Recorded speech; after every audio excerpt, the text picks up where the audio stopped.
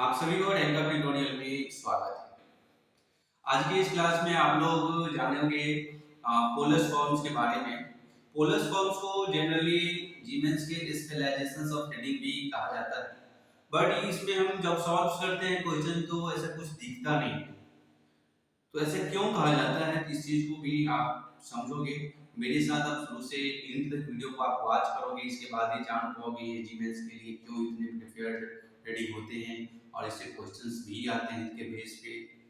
तो आपको छोटे छोटे बात को ही ध्यान में रखना है, बड़े बड़े बात को तो सभी लोग ध्यान में रखते हैं, छोटे बात को ही आपको मैनेज करके चलते हुए निकलना है।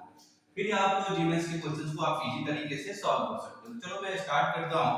पोलस फॉर्म्स के लिए सबसे पहले मेरे पास एक कॉम्प्लेक्स नंबर होगा, यानी z होना चाहिए, जो x प्लस आएगा y के फॉर्म में होगा। x प्लस आएगा y के फॉर्म में होगा। इसको अगर मैं एज डायग्राम से दिखाने के लिए जाता हूं तो एक मेरा x एक्सिस होता है और एक मेरा y एक्सिस होता है। मतलब इस तरीके से हम एक्सिस को रिप्रेजेंट कर देता हूं। x वाले को हम लोग रियल एक्सिस बोल देता हूं और y वाले को इमेजिनरी एक्सिस का नाम दे देता हूं। ये जानता हूं डेफिनेशन से। सपोज करता हूं यहां तक का जो ट्रेवल है ये ओरिजिन से ये x का जो डिस्टेंस है और ये y का डिस्टेंस है। यहाँ तक किसी को कोई परेशानी? अब अगर इसको आप इंटरसेक्ट करोगे, यानी दोनों बिंदु को आप इंटरसेक्ट करोगे इस तरीके से, तो इसका जो इंटरसेक्शन ऑफ द पॉइंट्स है वो कुछ यहाँ पे दिखेगा, जो x y का, और ये दोनों कोऑर्डिनेट्स z से ही आते हैं। तो हम लोग इस तरीके से इसको समझ सकते हैं। यहाँ पर 90 डिग्री बना रहा है और यहाँ पे जो भी एंगल बना रहे हैं वो एंटी क्लॉकवाइज की डायरेक्शन से, यानी थीटा बना रहे हैं। इसी थीटा को हम लोग कहते हैं आर्गुमेंट्स, इसको बोलता हूं आर्गुमेंट्स, ध्यान रखना। अब अगर मेरा जो ये जो x कोऑर्डिनेट्स है, अगर इसको मैं इस तरीके से पुट कर दूं, x r cos थीटा और y r sin थीटा, तो आपका जो z है वो कैसा दिखेगा?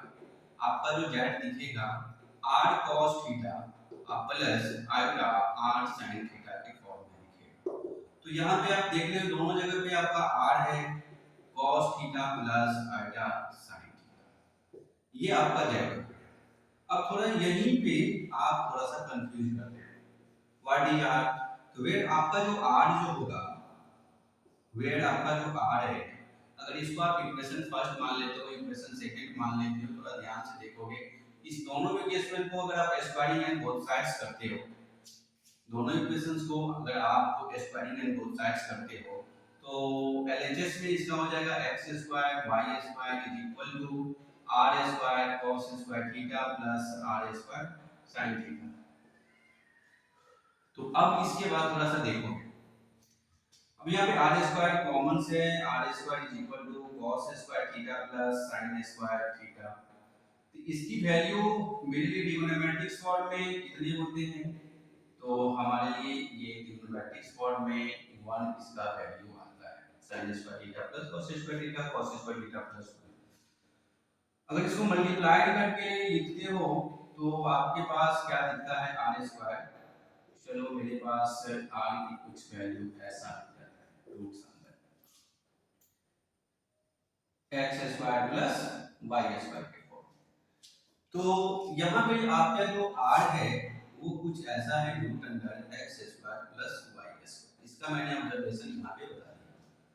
तो ये तो ठीक है, अगर r आपका ये है, मॉडुलस में जब आप आर्गुमेंट्स पढ़ रहे थे तो उस टाइम पे भी ये जो z की जो वैल्यू है ये रेड r के इक्वल ही होते हैं। मतलब मॉडुलस में निकालता हूं तो ये भी कुछ ऐसे ही निकाले जाते हैं। मतलब r उतना ही होगा जितना आपका मॉडुलस होगा। उस टाइम भी हम लोगों ने आर्गुमेंट्स में कुछ ऐसी ही बातों का जिक्र किया था। तो यहाँ तक कुछ ऐसी बातें हमको नहीं मिला जो पोलस फॉर्म्स को स्पेशल बनाते हैं।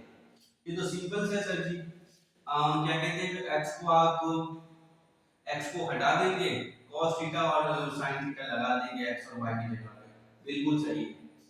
बट यहाँ पे जो आपके जो थीटा है वही स्पेशल पॉइंट्स है। आप थीटा को क्या कॉल करते हो, थीटा को क्या समझते हो, कितने तक आप लेके जाते हो, तो इन चीजों को आप ध्यान से आप देखना है। वीडियो को पॉज करके आप इसको स्क्रीनशॉट ले लो या फिर आप नोट कर लीजिए, ठीक है। मैं साइड हो जाता हूँ। चलिए चलिए अब इसके बाद मैं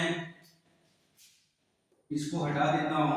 इसको इम्पोर्टेंट वाले जो पार्ट, इनको जिस वजह से ये जीमेंस वाले इसको प्रिपेयर करते हैं जिस पॉइंट्स के लिए, उस पॉइंट्स का मैं जिक्र करने के लिए जा रहा हूँ।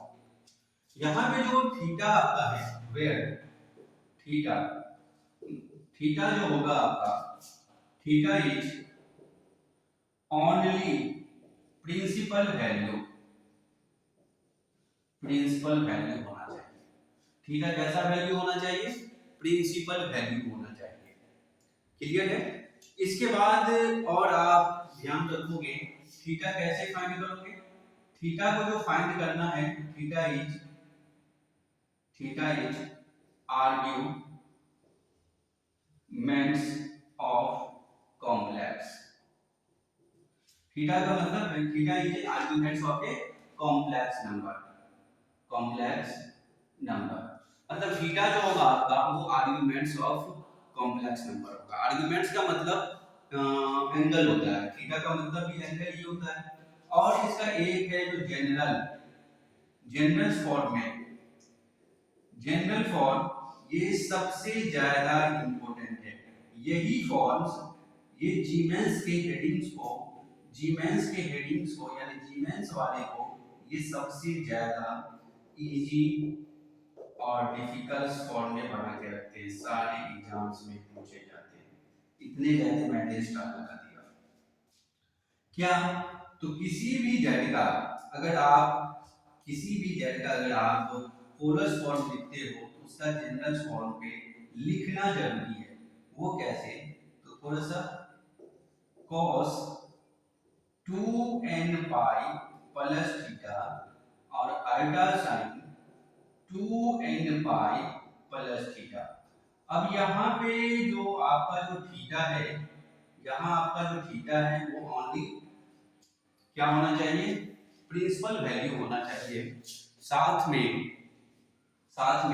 एंड जो आपका यहाँ है वो एक इंटीजर होगा, वो एक इंटीजर होगा। दैट मींस एन का value 0 plus minus 1 plus minus 2 plus minus 3 कुछ भी हो सकता है, इसीलिए एन एक इंटीजर होगा। ठीक है दोस्तों, अगर यहाँ पे आप अगर इस बात को ध्यान में रख करके इस हेडिंग का स्टडी करते हो तो पूरे विश्वास के साथ मैं कहूँगा जीमेंस वाले जो क्वेश्चंस डालते हैं उसमें आप कहीं पे डाउट नहीं करोगे और फंसोगे भी नहीं। इस पूरे हेडिंग का सबसे निचोड़ पार्ट सिर्फ और सिर्फ ये मेरा रेड पेन जो बॉल से मैंने लिखा हूँ ये वही है। इसके जनरल फॉर्म्स को आप अच्छे से ध्यान से रखोगे। एंड आपका एक इंटीजर्स होगा, थीटा आपका आर्ग्यूमेंट्स ऑफ एंगल होगा और वो थीटा जो होगा ओनली फॉर प्रिंसिपल वैल्यू होगा। ओके दोस्तों, यहाँ तक मेरी बातों को आप समझ में आया होगा और आप उम्मीद करते हैं कि आप पोलर फॉर्म्स को आप अच्छे से स्टडी करोगे। ठीक है सर, तो मिलेंगे हम अगले क्लास में, अगले लेक्चर्स में। अच्छा लगा हो तो मेरे चैनल को सब्सक्राइब करें, लाइक करें, शेयर करें दोस्तों के साथ। मिलेंगे नेक्स्ट।